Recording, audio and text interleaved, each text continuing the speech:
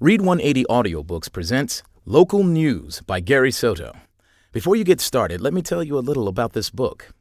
In Blackmail, a boy named Angel has some trouble with his nasty older brother, who is nicknamed Weasel. In case you've never heard of the word blackmail, it's when one person forces another to give him or her money or services in return for keeping a secret. And that's exactly what Angel's older brother does to him. The second story is called The Raider's Jacket.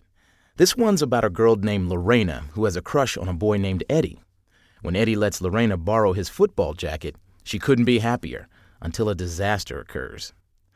The final story is called The Challenge. It's about a boy named Jose who tries to get the attention of a cute girl by challenging her to a game of racquetball. There's just one problem with Jose's idea. One other thing you should know about these stories. The characters in them live in a Mexican-American neighborhood in Fresno, California, and they speak both English and Spanish. So the stories include a few Spanish words. If you don't speak Spanish, don't worry. There's a glossary at the back of the book. It gives English definitions for all the Spanish words and phrases in the stories.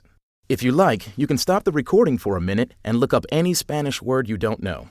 Turn to page 9 in your book and get ready to follow along. But first, here's a word from your reading coach. Hey, I'm Marcus, and I'll be reading this book with you. Short stories are a lot of fun to read because you can start one and finish it in the same day.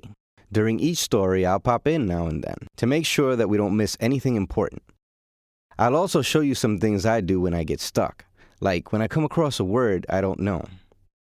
Okay, enough gabbing from me. Let's dive into Blackmail. It's the first story in the book, and it starts on page 9. Don't forget to follow along in your book as you listen. From Local News by Gary Soto.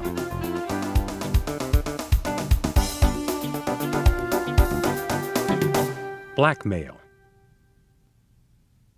When his uncle finished his reps, Jose got up slowly and peeled the weights down to 60 pounds. It was his turn to lift. He needed strength to mend his broken heart and for the slight chance that Stinger might come back, looking for another victory. Well, Jose got what he deserved. Even though he lied, I really felt sorry for him after a while. I think the worst part was when he played so badly that Estela actually lost the point on purpose just to make him feel better. She was trying to be nice. But that must have been really embarrassing for Jose. I bet next time he'll think twice before he brags about a sport he's never played or assumes a girl can't beat him. All 3 of these stories were pretty cool. The characters acted just like real people do. If you enjoyed the stories too, be sure to recommend them to your friends. Adios, amigo, and thanks for joining me for this book.